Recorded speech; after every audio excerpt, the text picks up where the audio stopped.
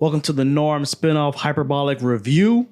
This is a second episode, or I don't even know if we're going to be calling them episodes, but it's not an episode, but it is our second video. Second video of the spinoff of our normal podcast, the Hyperbolic Podcast. Yep. So this is a YouTube exclusive segment where Lewis and I are going to be giving you our raw and honest opinions on real, new and hip movies, video games, and anime that comes out. So the podcast kind of takes a little bit to cook and bake, but this is more of like a quick in and out. You know what I mean? A quickie that we can just throw up on YouTube. Yes, kind of get something out there. You know what I mean? Just get the juices flowing. Get the juices flowing. Get in and out. Get it in and out. Yeah. A wham bam, thank you, ma'am, for YouTube. Exactly. So I would recommend you guys watch our first episode. We go into more of a detail of our grading system, which is our saying grade 8 and human.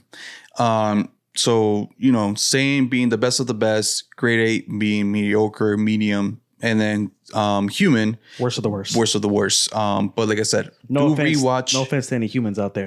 No, but definitely rewatch or watch our first episode, or not episode, our first video of this segment, the spinoff.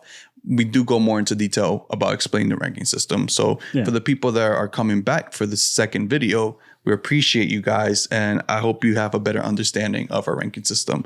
So today we are going to do a review on the latest installment of the Nintendo World. Okay. Mario. Super Mario Bros. Super Mario. Right. So normally for this part, we talk about, basically what we saw in the trailers, our expectations, and then we rate it, give you our overall, rating on it where we scale it. And then we jump into spoilers and then we finish it off. Right. So we're going to let you know when we're jumping into spoilers. But if you haven't seen the movie, watch up until like halfway and then, make your opinion for yourself and then maybe get off if you want. But yes. So let's. What did you think about the trailer? What was your original thought process when you saw the trailer? You thought it was going to be good. You thought it was going to flop. You thought it was going to be whatever. I thought it was going to be good. I kind of had like high expectations for it. I think everybody did. Yeah, just because it is like Mario, and Nintendo hasn't really gave out their IP like that ever since like the first Mario movie. They did with Pikachu, Detective Pikachu, but it's just been a while since we've seen Nintendo at the movie theaters. Yeah. So, and it did look fine. They had the tag that they were doing it with Illumination, which is the people that made Despicable Me, Minions, Secret Life of Pets. So I love all of those movies. So I was kind of like, okay, well, this is going to be like a really great movie. And then we'll get into our rankings later. But I had high hopes for this movie. And it looked crisp. Like, I know a lot of people gave Chris Pratt shit about his accent. About how he did Chris Pratt, the guy who did the voice for Mario. Yeah, they were saying that if you're gonna go animated, why not just get the voice of Mario, because he has a voice. And, yes, we all know it's me, I'm Mario. It's me, Mario. Yeah. So, but besides that, you know how it is, man. You know how it is with the movie industry. They always like adding these high end actors to back it up because it just brings in more. A name. Yeah, it just brings in more publicity, more people to watch it. Like, oh, you like Chris Pratt? Well, he's gonna be Mario. If you're a huge fan of Chris Pratt, you're definitely gonna go watch Mario. Same thing for they use a lot of high name celebrities for this movie, such as Jack Black playing Bowser. I think he did perfectly good for that character. He did, yeah. No, so he was the best part of the movie for sure. Yeah, he's the best part of a lot of movies. Like when we're talking about Jumanji with like Kevin Hart and Dwayne The Rock Johnson, like they're all fine or whatever, but Jack Black is like the best part of those movies. He has his own humor to it, and I feel like it's like not forced. I feel like this is his natural state. You know what I mean? Yeah. Like I feel like I like Kevin Hart. Don't get me wrong. I think he's a very decent comedian. Right. But I feel like a lot of his jokes are forced. I feel like this is not his normal. I don't think he's like this. I think he's just like emphasizing his persona. You know what I mean? Like his stage persona, and which then translate into his actor persona, which that's why I think he always gets almost the same roles, like this kind of like mediocre, funny. Like I feel like his jokes are really forced. Like he's trying to be funny. Mm-hmm. But Jack Black is just like, this is just him. This is his natural. Yeah, he's definitely got a charisma to him. Yeah. I mean, he brings that to Bowser. Oh, for sure. For sure. Seth Rogen's in it as Donkey Kong, which he was good. Charlie Day as Luigi. Yeah. You know. From Always Sunny. And Anya Taylor-Joy for Princess Peach. Yeah, she's the Queen's Gambit, which is a show I really like. So before we jump into it, since there's no spoilers, what did you think about Bowser's song to Peach? The Peaches song? Yes. So even if you haven't seen the movie, I'm sure you've heard the song. It did crack the Billboard 100. Yes. I actually really like that song. So it's kind of like, it kind of tipped over into being a little bit annoying because it's just like so big. It's kind of like Let It Go by... Oh, yeah. Let It Go. With Frozen. Let It Go. But like when I was in the movie, like that song, I don't know, man, just gives me like chills. No, it's good. And just the way Jack Black sings it, he sings it like he would in any other movie. Yeah, like you know what I mean, like House of Rock or House of Rock, yeah, like any other movie. Like that's his style of singing, and he incorporated that. I thought that was pretty dope, and I think that's why I like it. It's not like he was trying to sound like somebody. You know what I mean? He just incorporated the way he sings, which is like that rock and roll a cappella kind of thing, like just whatever comes to the dome of his head. He's just spitting. Right. Bars, bro. Bars. Yeah. So like the whole peaches. And he just adds his own flair to it, right? Peaches. Yeah, it's catchy. Yeah. Yeah, he screams like it's a rock song. It gets into it. Nah, I like it. So I think that's something that probably, just that song. It wasn't even alone. like a big part of the movie either. It was like, halfway through, and then it's something that came of a life of its own. Yeah. After the movie came out. And I think that's what adds on to like maybe people going out to see it, because if you haven't seen it, you definitely heard the song somewhere. Yeah. You know what I mean? So it's like worth the watch. So you want to go into our rankings, or you want to talk a little bit more about it? Let's do the ranking, man. Let's go right for it. All right. You want to do it like last time? You think you got this? You got it this time? I got it this time. You sure? I won't mess with it. Yes. All right. Remember, 1, 2, 3, go. We say our answer. Okay. After go. After go. So you're gonna say go. I'm gonna say go. I said go last time too, man. Okay. I feel like I explained it so perfectly, and then somehow you were like, I know. Oh, after 3, go. Okay. 1, 2, 3, go. Say it. Okay. All right. Yeah. All right.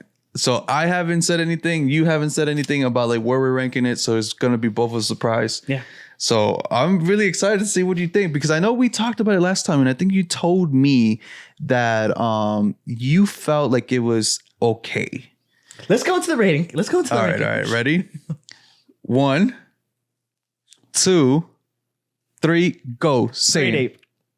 What? Wow. Saying. Grade 8, bro. You thought it was mediocre? I thought it was mediocre, and not in a bad way either. Same like when we were talking about Suzume. Maybe I just had too much expectation for this movie. I have no expectation for Suzume. I was literally this close to giving it a human. Yeah. But I know that Suzume has been blowing up and has been doing really good number wise. Yeah. Don't know why. Like I said, it wasn't a movie for me, but it's not at all. Mediocre, man. Super Mario. Super mediocre bros. The movie. Damn, bro. I know. Talk to me. Why? I know. So what was it? What was it that threw you off? I will want to hear why you liked it so much, but it just wasn't as funny as the people that I went to go see it with, they pointed out that it's not as funny as Minions. It wasn't as funny as Despicable Me 1, 2, or 3. It wasn't as funny as Secret Life of Pets. It just wasn't what I wanted out of like Illumination. So it wasn't even like Mario Super ever Mario. Funny though. So that's what I'm saying. So it wasn't even Mario the part that let me down. All the Mario stuff was great. The Rainbow Road stuff. I thought the Donkey Kong stuff was good. It's nostalgia. All that nostalgia was fine, and it was very faithful to the Mario universe and legacy and all that stuff. Yeah. But as far as because I can fucking play a Mario game if I want all that. But as far as like a movie, like with beginning, middle, and end, and jokes, and like the way like the story just kept going. It was like, don't worry. Like every time I sat and asked the question, like, well, the movie was like, shut up and just get along for the ride. Like we're just got to keep going. We got to get over here. We got to get from here to here. We have to get over there. Yes. Like the only part that really had like any kind of dynamicness to it was the stuff around Bowser, where I felt like not that there were stakes, but like that there was like I can't even describe it. Like, it's a fucking cartoon movie, but like where something real was happening was like in and around the Bowser stuff. Like he was the only one who had, like where he was the only one who had a plan that could fail. But, even when they were like in the whale, Mario and Donkey Kong, I was like, I know they're going to get out. And they weren't even in there for like not even a second before they got out. And then when they went to the wedding, everything just like fell into place. And, I understand that it is a kid's movie for kids. It is a kids. I think that's what people did not understand. It is a kid's movie. It is. Like, it's not meant for us adults, not because, we grew up with Mario. Yeah, but kids are not buying tickets to see this by themselves. No, of course. This is their parents. But that's what I'm saying. Like, it's nostalgic to us in the sense that we know Mario. We like Mario. We played Mario. We grew up with Mario. Right. But it's also, what I love about it is a kid's movie. And I love the fact that it doesn't just like, jump into like, okay, Mario, we'll get to it. We'll just start from there. No, it's like, we know that some of the audience don't know Mario. So it was kind of like, because it started like showing like when, Mario being a plumber in the real human world with Luigi running the Super Mario plumbing company that was failing. Right. And they were really having a hard time finding gigs and stuff like that. And leads. There was a scene in the beginning too where like the real voice of Mario is there, and they kind of just get that out of the way too. Yeah, the way they opened it up, where it's like, oh, you don't think that the cheesy Italian voice is a little bit too much? Yeah. So they play on it. You know what I mean? I know. Yeah. They play on it, that was for us. Right. That's not for the kids. Right. So they were trying to give you like the best of both worlds, like introduce Mario to this new generation, get them really understand like what Mario is and how it kind of gives it like a backstory too, because they also give Peach a backstory of how like kind of how she ended up in that whole kingdom situation. Yeah, the kingdom situation, how she is human, but somehow she landed there. I wish they gave a backstory for Bowser. Mm-hmm. I don't think they did. I don't remember them doing it. It was kind of like Bowser's the evil guy and he loves Peaches. And he'll do whatever he needs to do to basically conquer the world. I like that part, like where he is just like in love with her. Yeah, he does want to like. I remember talking to after the movie that he kind of reminds me of the Ice King from Adventure Time. I don't know if you've seen that he loves what's her name? All the princesses, or even Princess Bubblegum, but he just wants like a princess. He just wants love. He just wants love. That Everybody song wants from the to heart. Be loved, man. And he's the cold king. So his ice box. He got an ice box where his heart used to be. So I did like that. So I can't give the movie a human because there were scenes that I did laugh, not a lot. But I don't think it was meant to be funny. Like I wasn't like hysterically laughing, and I wasn't like really looking for jokes. I was just enjoying just the movie itself. Is Mario. Like I feel like this is one of these movies where you just shut your brain and just watch and enjoy. I love the color. I love the whole Mario Kart with the Rainbow Road. I thought that was very cool. I like the whole Donkey Kong fight and how they presented him like the old Donkey Kong with the barrel. I thought that was very cool. You know what I mean? That's again basic stuff, man. But that's for us though. I feel like that's what you understand. At the end of the day, it is a kids movie, and they were trying to introduce kids to Mario, especially kids that don't know Mario. Kids know Mario, but not like we know Mario. I know. Not like we know Mario. They know Mario because, whatever new Switch game Mario came out. That's what they know Mario for. Right. But they don't know the real Mario. They don't know the plumbing Mario. Right. You know what I mean? The original Donkey Kong, the one who throws the barrels and you got to go up the ladders. Right. Like that's the Mario we know.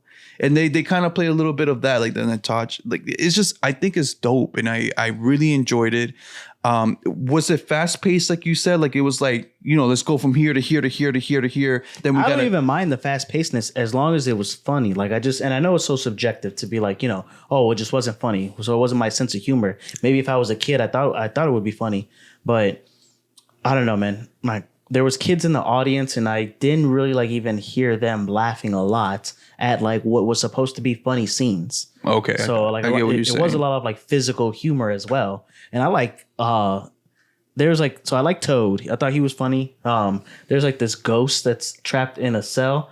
Oh no, it was a star. Star. Yeah, yes. And he was like so. Oh my god, that was most hilarious part. That's when I say that I laughed a few times in the movie. Agony. all jokes from him. Yeah, I think he was the most funniest character in the whole movie. Just his positive voice with negative comments. You know what I mean? I think there's a specific word for that. Hilarious. He thought I was hilarious. That's the word for it. Yeah, but no, I really think the movie was really good. I think everybody had huge expectations for it. And a lot of people thought it was gonna bomb because, you know, Detective Pikachu kind of like squeaked by with being barely unoffensive and, just being like weird, but no, it was true to Pokemon fans. It was. I really like Mario, man. I thought it was really good. It was genuine. It kind of like opened doors to this new generation of understanding, like what Mario really is. Like, it's not just Mario Karts. Like, no, Mario is a plumber that literally fell inside a pipe, came out into these alternative worlds that there is. You don't get any of that in any of the Mario games. No, but you get it in the movie, the other Mario movies. Do not even bring up that movie. Mario is just like running from the left side to the right side. Yeah. So that's the way that this movie was like playing like a speed run of Mario, the soundtrack from Mario Kart. But that's what it is. I feel like they try to. It's good. I'm gonna give it saying because I think it was really good. I can't give it saying, man. I like Mario. I like Illumination. I think, like I said, it probably is just because I had very high expectations from it. But I think it's good, though. I really think it's good that it wasn't like the best because that gives them room for improvement. It would suck. It would suck if they gave you the best Mario movie ever. I mean, it had everything you wanted. How would that suck? No, it would suck because then when they drop, like Mario let's say 2? Mario 2, right, it's always a disappointment. Yeah, man. I feel like you should start as a disappointment and then work your way up. Right. Because then you give yourself room. Yeah. You know what I mean? You give yourself room. It's like the same thing as like for the Marvel movie. When they did the multiverse with Spider-Man, you know how fucking insane it was to see the old Spider-Mans? That was crazy. When they came in there, that was but then you think like, how can they keep topping it? So I have a concern like that with the new Spider-Verse movie, like the Miles Morales one. Yes. So that movie is my favorite movie, I feel like. The first one. The first one, I love it. Into the Spider-Verse. Into the Spider-Verse. So the next one is coming out soon, and we are going to do a review on that one. I don't know how they're going to top it, bro.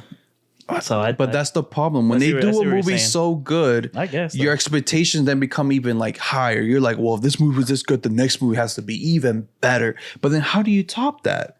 There's same thing for like, I mean, they'll figure something out. But in the end of the day, like when I saw that multiverse and then I saw that they brought back the old Spider-Mans, I thought that was amazing. It was done right. It was so good.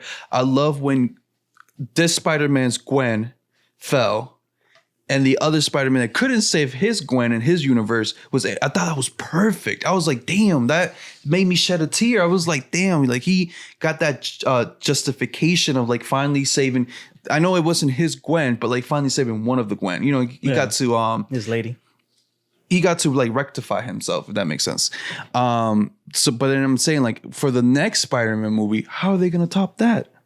They can top it, bro. They can, Nah. What are you gonna bring back the old characters plus other old characters? Like they brought everybody. I felt like they put all their Easter eggs into one basket. I mean, they brought back the Green Goblin. They brought back Miss Dr. Octopus. They brought back Rhino. They brought back Jamie Foxx. Like they put everything into this movie, which. It's succeeded. So you're saying that they just added too much into one basket. So they purposefully underperformed with or underpromised with Mario so that they could bring in better. They did everything. They did the damn, like you said, Donkey Kong. They did Mario Kart, jumping. They did it. Yeah, they had almost every little portion of it. But yeah. So what else is there left? Like what? There's nothing more left. But I just felt like. I'm giving it sand because I really did like the movie. I do feel like where you're coming from, like I'm trying to look at it from your point of view. And yeah, there could been a little bit more to it. But again, like if they gave you a masterpiece, then that's gonna ruin it for the next movie. I feel like that is my belief when it comes to movie. That's not how you make movies. I know, but I'm not saying make a bad movie. I'm not saying this was a bad movie. I'm saying this was the same. It was good. Right. But if they gave you a masterpiece, it's just harder to keep getting better at it. And eventually you're going to end up being disappointed in the future. I'd rather be disappointed now or barely disappointed and know that the next movie can be even better. Know that the next movie, they can top that. Okay. That's just my belief, man. Anything else you got to say? No, just I do want them to make more movies. No, I do. And they have potential. A lot of potential. Yeah. I mean, I think they should keep it with Illumination as well. So I don't think definitely Illumination was the Illumination did like a really good way of portraying Mario, like the cartoon version. Like they did that really good. Yeah, you know, it was well animated. It was well put together. The colors were right. Like it didn't feel weird to see it on the big screen. You know what I mean? Yeah. So I think they should definitely go with Illumination for the next projects. I want to see a Kirby movie. I want to see a movie about Metroid and Samus, or Samus and Metroid. The Legends of Link, you know. Oh, Zelda. That would be a great movie. Legend of Zelda. That would be a great movie. I did that on purpose. All right, man. Anything else you want to say to the people about this review? No, just stay tuned for more reviews. Yeah. Tune in next time for scenes from the next episode of the Hyperbolic Spinoff Review. Check us out for sure. And at the end of the day, we are tied between Great Ape and Saiyan. So, but definitely check out this movie. Leave a comment if you think it should be Saiyan. Leave a comment if you think it should be Great Ape. Leave a comment if you didn't like it at all. Yeah. I think if it should be human. Let us know.